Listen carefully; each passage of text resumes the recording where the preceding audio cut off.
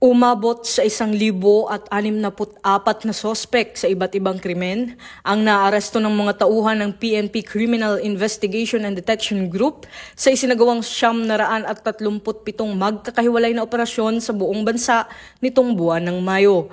Ayon kay CIDG Officer in Charge, Police Colonel Rani Hatchuela, bahagi ng matagumpay na operasyon ang pagkakakumpiska ng 79 na loose firearms, 41 pampasabog, 732 iba't ibang magazine at 1,064 na bala ng iba't ibang kalibre, habang tinatayang 170.7 milyong piso ang kabuoang halaga ng mga nasamsam na ebidensya.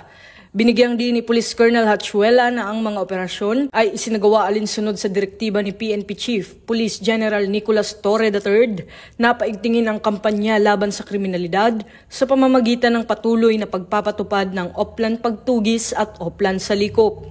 Kabilang sa mga naaresto ay 16 na dayuhan, isang most wanted person with reward, 105 regional most wanted persons, 83 provincial most wanted persons, at 6 na miyembro ng criminal gang at communist terrorist group.